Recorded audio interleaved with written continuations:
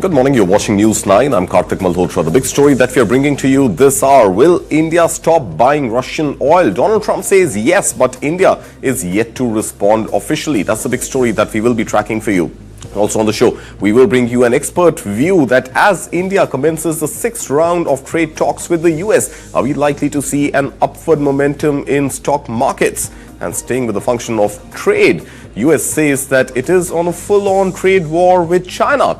What does this mean for global economics as well as geopolitics? All this and more on this edition of Morning Brief at 9.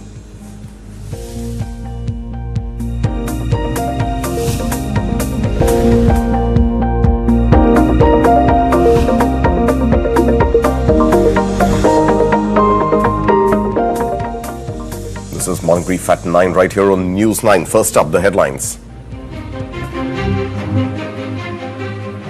U.S. President Donald Trump claims Prime Minister Modi assured him India will stop buying Russian oil soon, calls it a big step to isolate Moscow, says India remains a reliable partner, but New Delhi yet to confirm the move.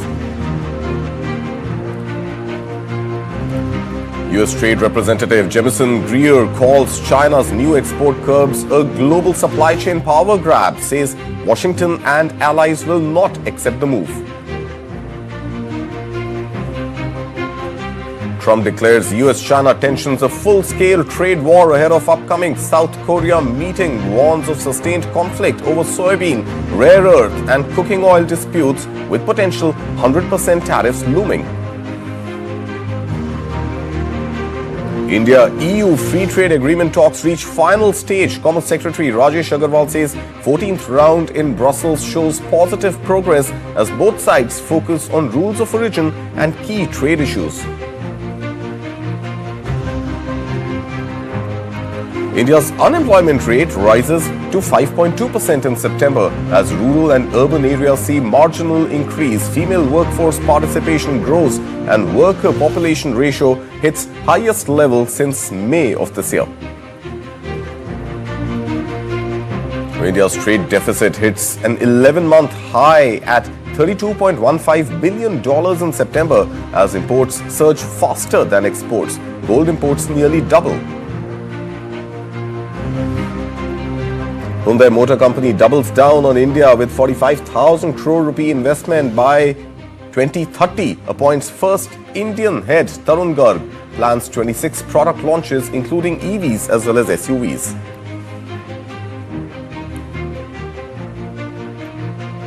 Amazon plans to cut 15% of HR staff globally with potential layoffs in other divisions as the company ramps up a $100 billion investment in artificial intelligence as well as cloud technologies. Consumer reports find elevated lead levels in popular protein powders and shakes, warns nearly all plant-based products contain heavy metals, urging consumers to limit intake.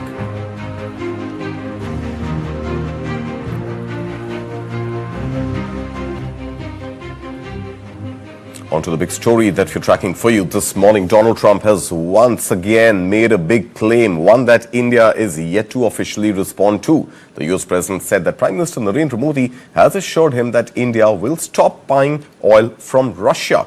He called Modi a friend and also claimed that India is willing to spend $15 billion on buying oil from the U.S. Trump described the move as a big step in efforts to isolate Moscow economically.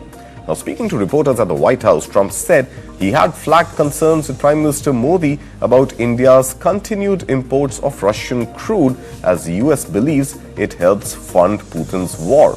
Remember, India's chief negotiator, Commerce Secretary Rajesh Agrawal, is in the U.S. this week to negotiate a trade deal with the U.S. at a time when the U.S. has doubled tariffs on Indian exports to 50%. This on account of India importing Russian oil, which Trump's administration claims is funding Russia's war in Ukraine. Trump also called India a reliable partner and Prime Minister Narendra Modi a friend with whom he has a great relationship. Listen in. We have a great relationship. No, we were not happy with him buying oil from Russia, because that lets Russia continue on with this ridiculous war where they've lost 1.5 million people, by the way. Russia's lost 1.5 million people, soldiers mostly. This is a war that should have never started, but it's a war that Russia should have won in the first week, and they're going into the fourth year.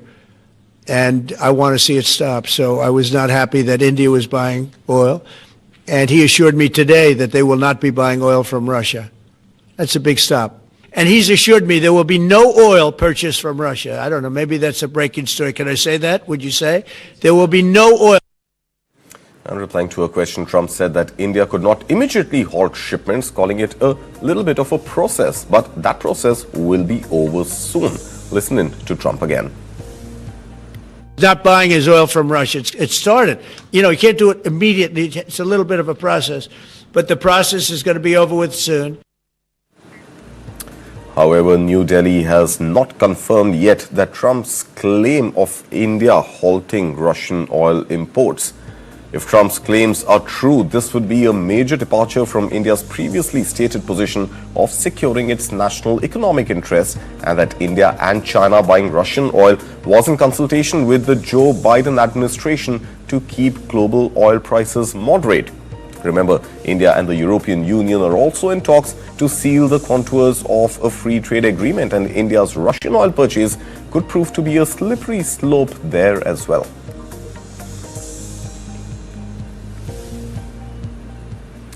U.S. Trade Representative Jamieson Greer has slammed China's new export restrictions, calling them a global supply chain power grab. Now, speaking at a press conference, Greer said the U.S. and its allies would not accept such measures. He added that while China has yet to implement its revised rare earth regulatory system, there's still room to step back. Last Wednesday evening, China announced a sweeping expansion of its export controls on rare earth elements and rare earth processing equipment, as well as technologies related to batteries, vehicles, industrial diamonds, and superhard materials. To be clear, this is not just about the United States. These actions, if implemented, would apply to the entire world. China's announcement is nothing more than a global supply chain power grab. While China has taken a number of retaliatory trade actions against the United States, Europe, Canada, Australia, and others in recent years, this move is not proportional retaliation. It is an exercise in economic coercion on every country in the world. Meanwhile, U.S. Treasury Secretary Scott Bessent has commented on rising tensions between Washington and Beijing, saying it's still unclear whether China's latest restrictions on rare earth exports reflect internal disagreements within its trade negotiating team. But he emphasized that he doesn't believe Beijing wants to be, in his words, an agent of chaos. He further said the U.S. does not want to escalate the conflict and that President Trump remains open to dialogue. Remember, this comes at a time when U.S.-China trade tensions appear to be flaring up again. Just last week, China expanded its export controls on rare earth minerals, a move seen as a direct response to U.S. policies. This individual was very disrespectful, and I'll tell you that we've had 4 rounds of talks, Geneva, London, Stockholm, and Madrid, and both sides approached them with great respect, and this individual did not. He showed up uninvited in Washington and said, quote, China will cause global chaos if the port shipping fees go through. So I don't believe that China wants to be an agent of chaos. Bessent also emphasized that Washington does not seek to escalate the trade dispute with China. He confirmed that President Donald Trump remains prepared to meet Chinese President Xi Jinping later this month in South Korea at the Asia-Pacific Economic Cooperation Summit. More details in this next report. As the president said, we want to help China, not hurt it. U.S. Treasury Secretary Scott Bessent on Wednesday said the United States did not want to escalate a trade conflict with China, and that the leaders of both countries will meet in South Korea later this month. Ultimately, we are confident in the strong relationship between President Trump and President Xi. As of last time I saw President Trump, which was last night, he is still expecting to see Party Chair Xi in Korea. Bessent said U.S. and Chinese officials in Washington for the annual meetings of the International Monetary Fund and World Bank were in close touch to set up the Trump-Xi meeting. Late last week, the two countries appeared poised to return to an all-out trade war after China announced a major expansion of its rare earths export controls. Trump responded on Friday by threatening to raise tariffs on Chinese goods to triple-digit levels, sending financial markets and U.S. China relations into a tailspin. This is China versus the world. On Wednesday, Besant said the U.S. does not want to decouple from China, but would have to take action if Beijing proved to be an unreliable supplier. The world does not want to decouple. We want to de-risk. He blasted China's major expansion of rare earth export controls as a threat to global supply chains, and said Beijing purchases 60% of Russian energy. China says that these rare earths are used in military materials and that they want to maintain peace in the world. Again, it is the purchase of Russian oil by China that fuels the Russian war machine. So who is fueling the Russian war machine? He said Washington had further measures it could deploy, including export controls, if Beijing proceeded. Besant also said the U.S. is ready to tariff China over its purchases of Russian oil, as long as European partners joined in. And facing a critical trade summit with Chinese President Xi Jinping in just 2 weeks, President Donald Trump declared that the dispute between the U.S. and China has escalated into a full-scale trade war. The president confirmed that tensions are already at war level when asked about a possibility of a sustained trade war if no deal is struck at their upcoming meeting in South Korea later this month.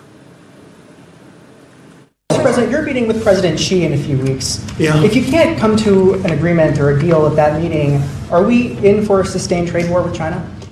Well, you're in one now. Look, we have 100% tariff. If we didn't have tariffs, we would be exposed as being a nothing. We would have no defense. You know, they've used tariffs on us, but we've never had anybody sitting in that chair that felt the need to do it. And they've allowed us to be $37 trillion in debt, et cetera, et cetera. Tariffs are a very important tool for our defense, for our national security. If we don't have tariffs, we're not going to have national security.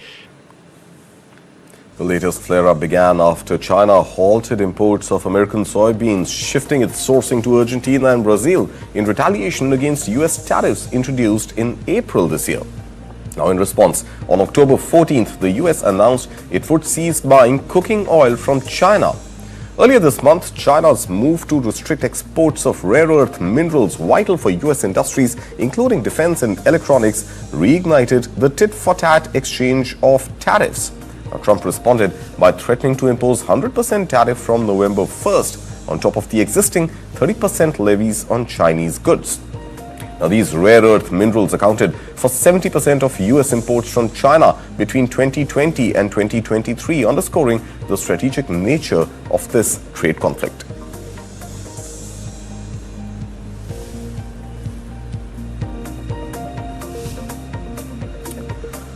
The European Union is considering imposing preconditions on Chinese companies investing in Europe, including requirements for technology and know-how transfers to local firms. Now, this move aims to protect strategic industries and align more closely with U.S. economic security policies. The discussions also come from the need to reduce Europe's dependence on China, particularly amid recent Chinese export restrictions on the rare earth minerals. The European Union could set preconditions for Chinese companies investing in Europe. That's according to the EU trade head and Denmark's foreign minister Tuesday. Lars Rasmussen said this could include the transfers of technology and knowledge.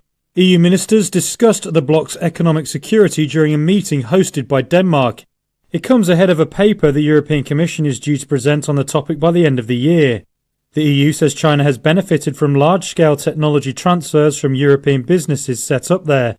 They argue these have been made as a condition of market access or through rules that mandate joint ventures with Chinese companies. Beijing said Wednesday it opposed forced technology transfer and what it called protectionist and discriminatory practices. European Trade Commissioner Maros Sefcovic said the EU welcomed foreign investment, but these needed to be what he referred to as real investments. This meant they created new jobs in the bloc and involved transfers of technology and intellectual property rights. He further said European companies have been doing this when investing in China. And from EU-China to India-EU, negotiations between India and the European Union on the proposed free trade agreement are said to be moving ahead smoothly and have now entered their final stage. A senior government official said on Wednesday that the 14th round of talks concluded in Brussels last week with significant progress made, though some Indian officials have stayed back to finalize discussions on the crucial rules of origin clause.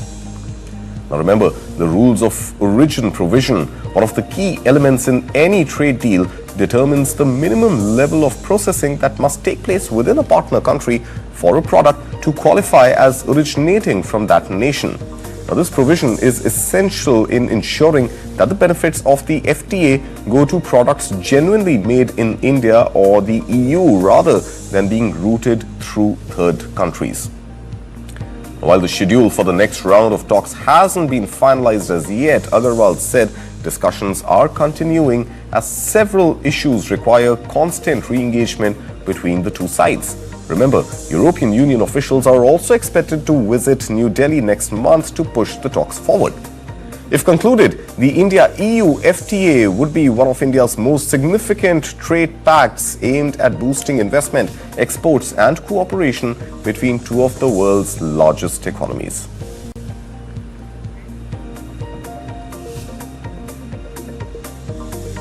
Time for a very short break right now, but when we come back on the other side, some macroeconomic data that's not looking too healthy, and also we will have a market expert, Kranti Batini, joining us to tell us what to expect from the mood of markets in coming days, especially as India and the US engage in the 6th round of trade talks, also coming at a time when US claims that India has committed to stop buying Russian oil. That and more on the other side of the break.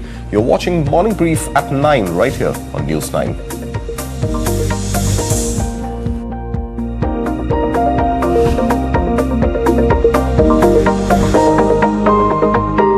In association with Can't Do without Servo 40 Extra from Indian Oil.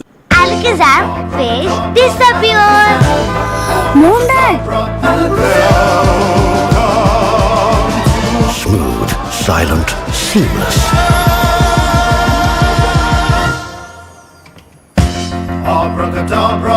Sliding systems from headache. Indian oil स्वागत petrol pump, क्योंकि स्वागत है happy journey की recipe.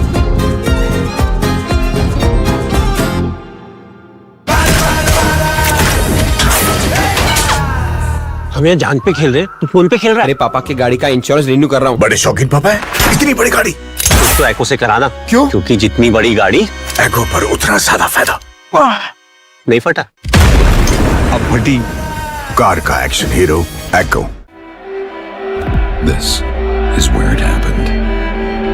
It's where they went from world class to legendary. One of the great classic of goals. Legends were born right here. Watch it happen again. Harry Kane! Oh my goodness! Der Klassiker, Bayern versus Dortmund. That goat is long dead, but Cyrus Bhai are still alive. Game show. This is God's office calling. You're not a VIP, so God won't speak directly, but here's the deal. You have been granted a second chance with a brand new news show. Thank you very much. Just one thing. You said 2 lives, 2 more lives. So I'll first be a newsman who wins awards, and second I'll be cockroach. Better make this show last. No hurry to, be a cockroach. Let's stay here for a little while. Don't want to be a cockroach. Apparently, they have lots of issues, like being stamped upon. It's the same thing as a newsman. I mean, they're not that different.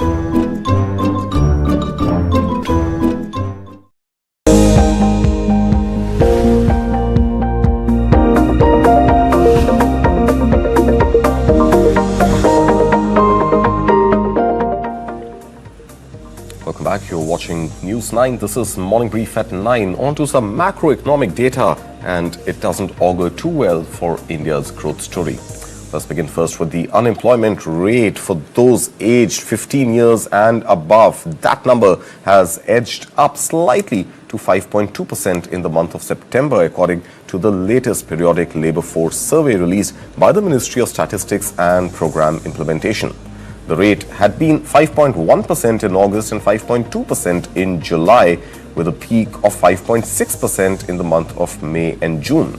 The rise in September was driven by increases in both rural and urban areas. In rural regions, unemployment went up from 4.3% in August to 4.6% in September, while urban unemployment inched up from 6.7% to 6.8% in the same months. Now, among females, urban unemployment rose to 9.3% from 8.9%, and rural female unemployment also contributed to the overall female rate rising from 5.2 to 5.5%. Meanwhile, the overall worker population ratio reached 52.4% in September, the highest since May 2025, boosted largely by increased female participation, especially in rural areas. India's merchandise trade deficit has widened, and fairly sharply at that, to an 11-month high of $32.15 billion in the month of September, driven by faster import growth compared with exports, according to Commerce Ministry data released yesterday. Economists had expected a deficit of $25.13 billion. Exports rose modestly from $36.38 billion from $35.10 billion in August, despite U.S. tariff hikes on Indian goods, including textiles, shrimp, and gems and jewelry. Data also suggests that India's overall exports to the U.S. have slowed down by about 12% or so. Meanwhile, imports have surged to $68.53 billion from $61.6 billion, led by a near doubling of gold imports to $9.6 billion from $5.14 billion, reflecting strong demand for physically backed gold ETFs amid weak stock market returns. So a double whammy there.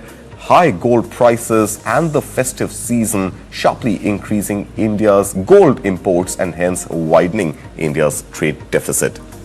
Now, the first 6 months of this fiscal year, goods exported to the U.S., India's largest trading partner, have actually fallen about 12%, while imports have climbed $25.6 billion from $23.47 billion a year ago. Services trade in September contributed $30.82 billion in exports and $15.29 billion in imports, resulting in an overall goods and services surplus of about $15.5 billion.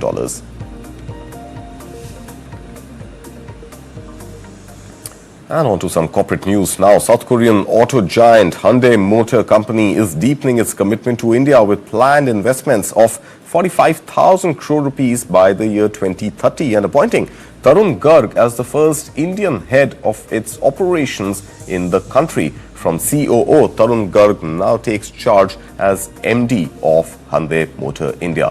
Under the 2030 roadmap, Hyundai aims to expand its product portfolio, with Hyundai Motor India Limited planning 26 launches by the year 2030, including 7 new nameplates across multi-purpose vehicle, off-road SUVs, hybrid and electric vehicle segments.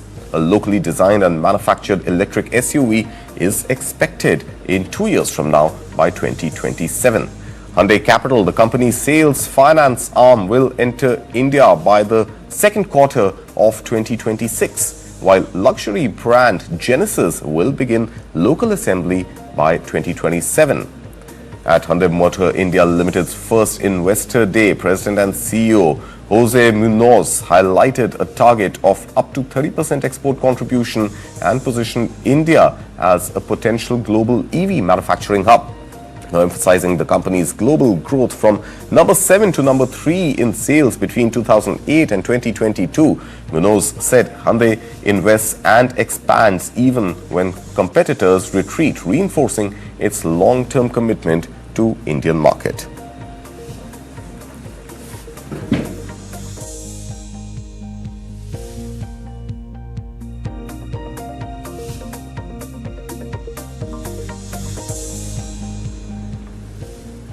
And let's look at the data coming in from Dalal Street as markets have just opened a few minutes ago, and it seems to be a second day of some gains, not as healthy as one would want, but at least some gains and some green shoots visible, at least on the benchmark indices, the Nifty 50 and the Sensex. If you look at the charts updated just about a minute ago, you've got Sensex now nearing, in fact racing towards the 83,000 level with a modest 0.4% gain in just the first few minutes of trading. Meanwhile, the Nifty 50 is up again, similarly about 0.36% or so, inching close to the 25,500 odd levels.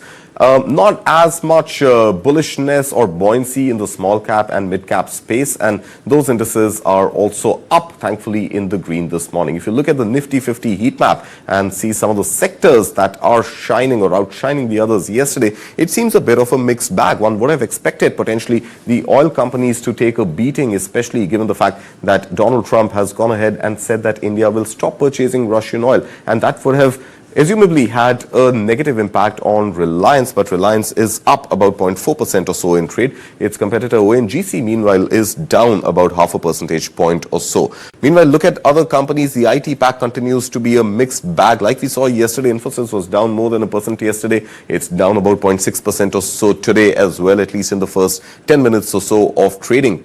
Meanwhile, not too much action on the other IT companies. Look at the non-energy minerals. We saw a massive rally yesterday in Tata Steel, JSW Steel, Ultratech Cement. These stocks are also a bit moderate this morning and not too much momentum going as far as the India-US trade talks are concerned. Kranti Patini is here to break down all the market action and investment strategies, especially as we run up to the Samvat 2082. But first up, Kranti, the news that we're hearing this morning, Donald Trump claiming that India will stop buying Russian oil, and in fact India will buy $15 billion worth of US oil, not having much of an impact on stocks this morning. But overall, India is yet to respond officially. Overall, if that were to be true, if India were to stop buying Russian oil and go ahead and buy US oil, we don't know at what price levels as yet, how's that going to bode for India's economy, India's oil imports, and therefore on the energy pack on Nifty 50? Karthik, good morning to you. Yeah, the statement came from President Trump, but we need to wait for how India is going to respond. By and large, it's not a overnight thing. Okay, it will happen gradually. And we need to wait for the Indian government response also, because this is not a new news. Okay, this has been coming in the media from the past 2 months and all, but still India has been importing the oil from Russia. So one of the key energy resources for us is Russia right now. So how India is going to respond at this point of time, we need to wait. And also we are right now, the trade negotiations also going on between India and US with respect to India-US trade deal is concerned. So this thing is going to play a very crucial role. So how gradually India is going to reduce the dependence on Russian oil also crucial. So we need to wait and watch how things are going to be. Of course, the President Trump have the nature to give very outward statements. So we need to wait and watch how things are going to be evolving in the next couple of weeks. Right, and of course the wait and watch has been on since Jan of this year, 20th Jan, when President Donald Trump became president of the United States. And we have been keep on importing. Absolutely, and our imports have not reduced, though there were reports in between that India is going to cut down. But I'm looking at the energy pack this morning. Now, you mentioned the India-US trade deal negotiations. India is also negotiating the FTA with the European Union, and it seems that, that oil imports from Russia are likely to be at least a bone of contention, if not a completely slippery slope or a stumbling block as far as India-EU talks also go. So there's got to be diplomatic pressure on India to actually cut down on oil imports, but that pressure does not seem to be playing out on investors this morning, because they seem to be lapping up Reliance stocks this morning, but at some point ditching perhaps ONGC. Explain to us this sort of conflict that you're seeing on the chart right now. By and large, Karthik, Reliance right now, okay, it's more about a conglomerate business. There are other businesses are playing on card, and also the sum of the parts valuations of Reliance Industries is concerned. Some kind of value buying we do expect in Reliance Industries, and also on the table the geo listing also there on the table. So these are the factors are tend to play on Reliance Industries. Of course, the oil to chemical business, okay, the petrochemical business do play a key role, but the other retail and other segments of the businesses do play on Reliance Industries in the medium to short term. ONGC is a pure oil play. That's the reason we can see a tangible impact on the stock in the market in the opening of the trade. All right, Kranti. And staying with India, US as well as India-EU trade talks, I'm also looking at the non-energy, the steel and the cement business. And of course, remember, this was one of the massively impacted sectors when the tariffs were first announced. First the 26% and then the slightly reduced 25% and then the double to 50% tariffs imposed on India. Yesterday, we saw a massive rally in this segment. But today, the sentiment seems to be a bit muted despite more positive news coming in direction of India-US trade talks. Yeah, Karthik, in a medium to short term, okay, these stocks are much vulnerable.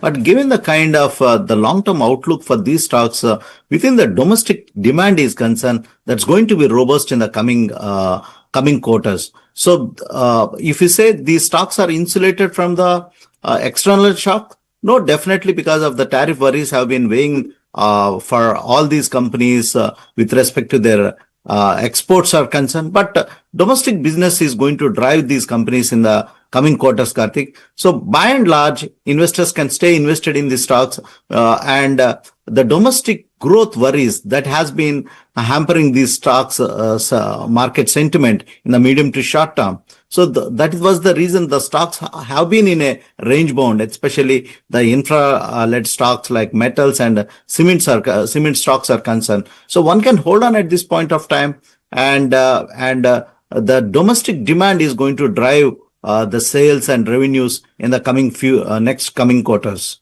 All right. I want to shift focus to the auto sector, and in fact, I'm going beyond the Nifty 50 and looking at including even Hyundai Motors, which again made a massive announcement yesterday of investing as much as 45,000 crore rupees in India, including launch of a few electric vehicles as well as SUVs by 2030. So what do you make of the auto pack in general right now, given that we've seen GST cuts, given that we've seen excellent auto sales numbers emerging? I think they were up about more than 5.5% or so, and the fact that that global players like Hyundai are taking the Indian market more seriously, committing to invest a lot more money and also appointing an India head. You're seeing Hyundai is in fact pretty much top of the line when it comes to percentage gain compared to its four-wheeler peers. Absolutely, Karthik. The GST has given a big sentimental booster for the auto sales in India in concern. Look at the Maruti sales and the showrooms and dealerships have been filled with the festive cheers at this point of time. So the sales entered into a new dimension. If they get support from in the coming RBI monetary policies, that will definitely increase the sales of all the automobile companies in the coming quarters. So and Hyundai, which has been the strong OEM maker in India from past 25 years, because in the past 25 years, many global brands entered India and they exited India. Just for the example, like Ford Motors, they exited India. But Hyundai Motors, they could able to thrive and understand the Indian consumer. That's where they are taking the advantage, and they have a strong product portfolio starting from the entry to the premium range. And now they are planning to enter the premium segment in a more serious way. So they have a strong product portfolio and investors with a long-term horizon, definitely they can look at to Hyundai Motors and the other OEMs like Maruti and M&M. Right. They are well placed, but M&M is playing more with respect to the premium play like the mid-segment SUVs kind of a thing. They don't have any segments like the hatchbacks, or they don't have any entry-level models. But whereas the Maruti and Hyundai, they have the advantage. Of course, Tata Motors do have a different business model with respect to the recent demerger announcement. Right. So by and large, Indian automobile industry is at a very sweet spot. They received the required support from the government in the form of GST. Of course, India, if you just observe, we tend to call it as ex-showroom price. Right. But if we further drill down how the elements of the pricing, India is one of the highest taxation country in terms of the automobiles sales are concerned, That's right. cars are concerned. So the GST acts like a booster for these companies. Absolutely, and a turbo booster at that. We will leave it at that. Kranti Patini, thank you so much for your time this morning. Always a pleasure having you here on News9. And with that, we will slip into another break. But first up, the global stories that we're following for you this Thursday morning. U.S. President Donald Trump warns Israel could return to military operations as soon as I say the word, to quote Donald Trump, if Hamas fails to uphold the ceasefire. U.S. Treasury Secretary Scott Bessent accuses China of weaponizing trade by restricting rare earth exports, warns that Washington and its allies will neither be commanded nor controlled. U.S. Defense Secretary Pete Hegseth declares NATO is prepared to impose further penalties if Russia refuses to end its war in Ukraine, signals a tougher Western line ahead of winter. As the U.S. federal government shutdown stretches into its second week, Treasury's Chief Scott Bessent says standoff is crippling economic output worth $15 billion a day, urges Democrats to be heroes and cut a deal. A U.S. judge orders the White House to halt mass layoffs tied to government shutdown after Trump said up to 10,000 workers could lose their jobs if the shutdown continues. U.S. Treasury Secretary Scott Bessent also says Washington is rallying private investors behind a $20 billion support fund to shore up Argentina's economy as President Milei battles runaway inflation. Brazilian President Lula da Silva announces fresh trade negotiations with Washington after steep U.S. tariffs of up to 50% hit Brazilian exports amid political friction over opposition leader Bolsonaro's prosecution. Jeep maker Stellantis unveils its largest ever American expansion plan, pledging to spend $13 billion and creating 5,000 jobs across the Midwest to boost its EV and SUV production lines. Dutch tech leader ASML says growth in China is set to slump next year amid U.S. export restrictions as quarterly profits remain flat compared to last year. These stories on the other side of the break. You're watching Morning Brief at 9.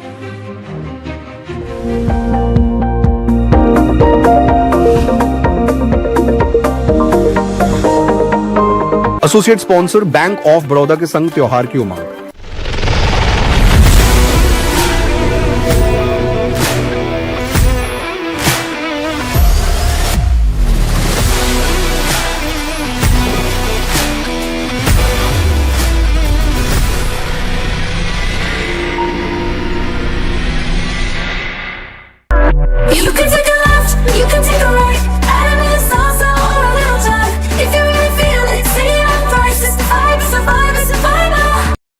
This is my temple, this is my mental peace sanctuary. The ultimate biking experience is incomplete without Servo 40 Extra from Indian Oil.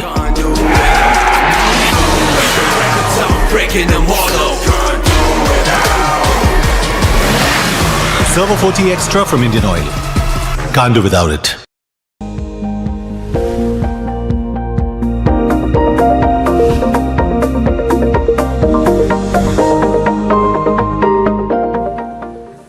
Welcome back. The fragile ceasefire between Israel and Hamas remains under intense scrutiny as peacemaker U.S. President Donald Trump weighs in on the situation. Now, speaking from the Oval Office on Wednesday, Trump said the U.S. military will not be needed to disarm Hamas militants. Instead, Washington will stand firmly behind Israel's efforts to maintain pressure. Listen in.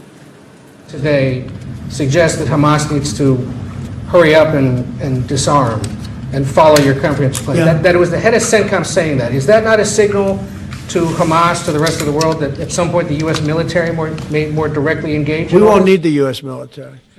We won't need it. We'll Why not get just involved yield? because we're very much involved in it. If we weren't involved, there wouldn't be peace. Well, the U.S. President Donald Trump, who has long campaigned as a peacemaker and sought the Nobel Peace Prize, took a job at the Nobel Committee during the White House dinner on Wednesday. The president praised his own peace efforts, highlighting his role in brokering ceasefire deals around the globe, but joked about not receiving the prize as yet.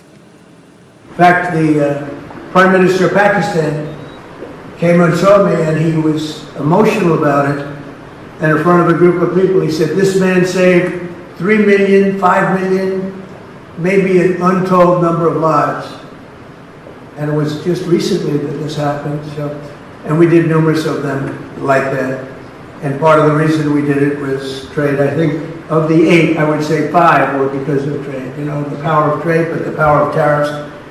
And tariffs have made us a very kind nation because a lot of people aren't dying. I use it for purposes of stopping wars. I love stopping wars.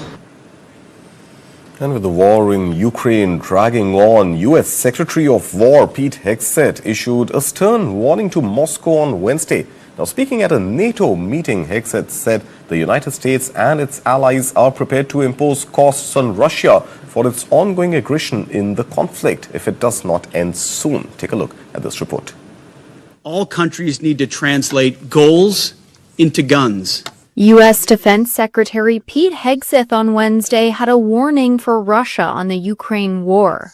Now, if this war does not end, if there is no path to peace in the short term, then the United States, along with our allies, will take the steps necessary to impose costs on Russia for its continued aggression.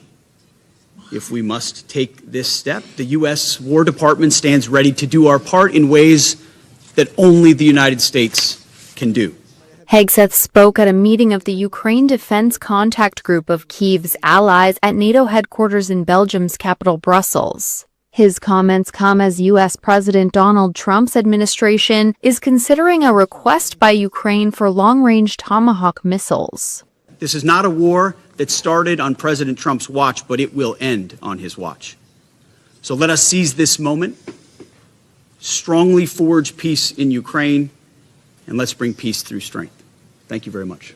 Hegseth called on NATO allies to increase spending on purchases of U.S. weapons for Ukraine, following a report that highlighted a sharp decline in Western military support for Kyiv in July and August. He urged allies to ramp up investment in the prioritized Ukraine Requirements List program, which replaced U.S. arms donations to Ukraine and now requires allies to pay for U.S. weapons deliveries. NATO Secretary General Mark Rutte said he expected further pledges, noting that $2 billion had already been committed through the program. But that amount falls short of the $3.5 billion Ukrainian President Volodymyr Zelensky had hoped to secure by October. Sweden, Estonia, and Finland pledged funds on Wednesday. Bigger powers, including France and Britain, have not made such commitments. The 2-week U.S. federal government shutdown is inflicting a heavy toll on the American economy, costing an estimated $15 billion a day in lost output. This according to Treasury Secretary Scott Bessent, who revealed the number on Wednesday. As the standoff between Democrats and Republicans drags on, Bessent urged Democrats to be heroes and join Republicans in ending the shutdown to prevent further economic damage. Here's a detailed report. The U.S. government shutdown dragged on past the 2-week mark with no signs of a resolution on Wednesday, and both Republicans and Democrats in Congress appeared braced for a long stalemate. You have two parties on a split screen right now. Democrats are in this fight until we win this fight for the American people. And at a news conference, Treasury Secretary Scott Bessent put a price tag on the shutdown for the first time. We believe that the shutdown may start costing the U.S. economy up to $15 billion a day. Bessent spoke as meetings between the world's financial and economic leaders got underway in Washington. He went on to say that the only thing slowing down an investment boom in the U.S., including in AI, was the ongoing shutdown. Meanwhile, important U.S. data that the rest of the world relies on is running dry. Insight into how well the U.S. economy is doing is critical for countries like Japan, that rely on it to predict the fortunes of their own economies. One Japanese policymaker who declined to be named told Reuters the data blind situation was a, quote, joke. and that Federal Reserve Chair Jerome Powell, quote, keeps on saying the Fed's policy is data dependent, but there's no data to depend on. The Senate has failed to pass a bill approved by the Republican-led House to end the shutdown and fund the government till November 21st. Democrats say they're withholding necessary votes to advocate for health care fixes. On Tuesday, President Trump said that his administration would produce a list on Friday of what he called Democrat programs to be closed because of the shutdown. He did not specify which ones, but told reporters the closures would be permanent. Later on Wednesday, a federal judge in California ordered the Trump administration to halt mass government layoffs during the shutdown, while she considers claims by unions that the job cuts are illegal. Brazilian President Luiz Inácio Lula da Silva announced on Wednesday that Brazil and the U.S. will begin tariff negotiation talks this Thursday. Brazil's markets are watching these developments closely, especially after U.S. reached up to 50% on Brazilian exports imposed in response to the prosecution of former Brazilian President Jair Bolsonaro. Quando eu fui falar com o Trump, eu não conhecia ele, a gente estava de mal. When I first spoke with Trump, we didn't know each other and things weren't great. But there was a spark at the UN. He called me and I said, Mr. President, I want a straight, no-ceremony conversation. Então, ele me ligou, eu falei, presidente. I turned 80 today, and you turn 80 on June 14th. I had checked. So I'm 8 months older than you. Let's talk informally. Você vai fazer 80 anos, dia 14 de junho, porque eu tinha pesquisado. Then I said what I needed to say, and you know, it wasn't just chemistry, it was petrochemistry. Então vamos nos tratar de você, sem liturgia. Tomorrow we'll have a negotiation talk. I'm telling you this because relationships, human relationships, are about chemistry. Tá? Amanhã nós vamos ter a conversa de negociação. E eu estou dizendo isso para vocês porque a nossa relação, a relação humana, ela é química. Netherlands-based automaker Stellantis unveiled a major $13 billion investment plan to boost its U.S. manufacturing over the next 4 years, aiming to counter tariffs imposed by President Donald Trump and revive sales in its biggest market. Now, this is the largest investment in the company's 100-year U.S. history and will increase annual vehicle production by 50%. Take a look. Stellantis' $13 billion investment plan in the US gained approval from investors and analysts Wednesday. They said it marks a key step to countering President Trump's tariffs and boosting sales in its main market. The auto giant said it will bring 5 new models to the market and add 5,000 jobs in plants across the US Midwest over the next 4 years. The auto group estimated in July that US tariffs will have an impact of about $1.7 billion this year. One analyst argued the Stellantis plan aligns with the new business environment drawn by Trump. Another said it was needed to relaunch brands that have, quote, lost significant volume in recent years. More than 40% of the 1.2 million vehicles Stellantis sold in the US last year were imported, mostly from Mexico and Canada. But Washington has imposed import tariffs of 25% on both countries. Stellantis shares rose on Wednesday, but up to Tuesday's close were down a third year to date. ASML, the world's leading supplier of chip-making equipment, reported strong third-quarter booking driven by surging demand for artificial intelligence-related chips. However, the company warned of a significant decline in demand from China in 2026, where customers accounted for nearly a third of its total sales this year. Take a look. ASML expects to keep on benefiting from booming investments in AI, but the firm also warned Wednesday it sees a big fall in demand from China coming next year. ASML is the world's biggest supplier of computer chip-making equipment. Wednesday's middling guidance projected sales will be flat or better next year, although analysts said this may be upgraded in January. The Dutch firm's net bookings hit $6.27 billion in the third quarter, just ahead of forecasts. The results came after a series of mega deals between AI firms and chip makers in September and October. Those agreements will likely mean more demand for chips. ASML CEO Christophe Fouquet said the firm is seeing continued positive momentum around investments in AI, although he added he expects Chinese customer demand and net sales to fall significantly next year. ASML denied the expected decline was due to previous stockpiling of chip machines by its Chinese customers. The company's lithography tools are important for chip making and sold to TSMC. The Taiwanese firm manufactures most AI chips for Nvidia and other logic firms like Intel. It also serves memory chip makers Samsung, SK Hynix, and more. Shares of Louis Vuitton jumped nearly 14% on Wednesday after the luxury brand announced better than expected sales for the third quarter. Now, this was big news because it was the company's first growth quarter this year, with sales rising by 1% compared to the same period last year. The boost came mainly from stronger demand in China, helping the brand bounce back from sales drops earlier in the year. Take a look. LVMH shares jumped to highs of 14% on Wednesday morning, prompting a sector-wide rally. It comes a day after the luxury group reported better than expected sales in the third quarter, which were helped by increased demand in China. Rivals Kering, Hermès, Richemont, Burberry and Moncler were up between 5 and 7% in early trade. Analysts saw LVMH's results beat as a good sign for continued recovery, highlighting that sales exceeded expectations across all divisions. This sales rise at LVMH, a bellwether of fashion, alcohol and retail, represents its first quarter of growth this year. It said Tuesday that sales in mainland China, a traditional growth driver for the sector, turned positive, and that shoppers were responding well to new store experiences. Chinese appetite for luxury goods has been hurt by a property crisis. It's clouded a sector which has also seen volatility in the US, its key market, due to trade wars bringing economic uncertainty. But analysts considered the group's Q3 sales reassuring. LVMH's sales in Asia, excluding Japan and dominated by China, made up 28% of annual turnover last year.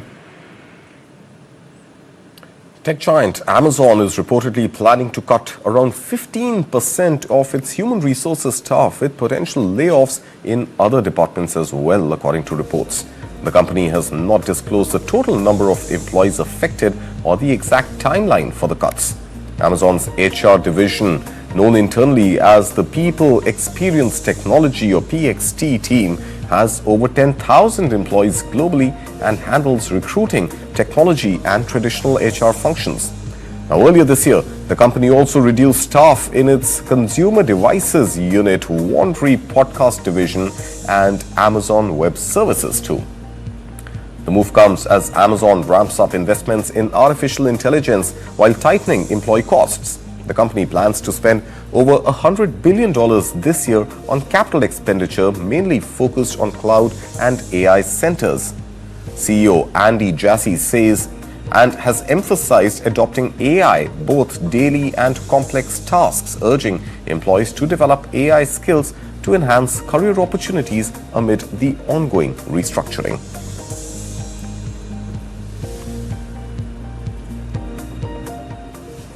And finally, a recent Consumer Reports investigation has found elevated levels of lead in popular protein powders and shakes, prompting experts to advise limiting their consumption. Tests of the 23 best-selling powders and ready-to-drink shakes reveal that heavy metal contamination is becoming more common, with nearly all plant-based products showing elevated lead levels. Now, 2 products were found to contain such high levels of lead that Consumer Reports recommends avoiding them entirely. The findings highlight growing concerns as the protein supplement industry expands beyond bodybuilders to a broader wellness market. Experts note that protein powders have evolved over the years from muscle-building tools into mainstream wellness products, raising the importance of monitoring safety and heavy metal exposure.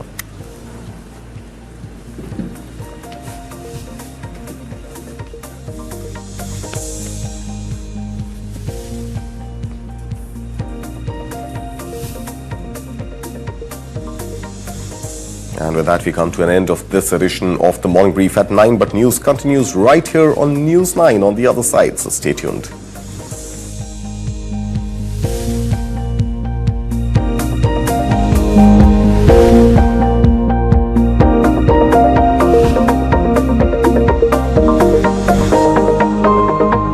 What is to the nines?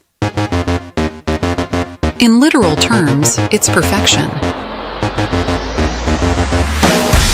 But to us, it's not just a phrase, it's an attitude. One that starts at your desk and sends a statement to the world. To the Nines is about taking charge. It's a way of life where every seam, every fold, is crafted with excellence. It's timeless elegance and uncompromising quality made for the corner office.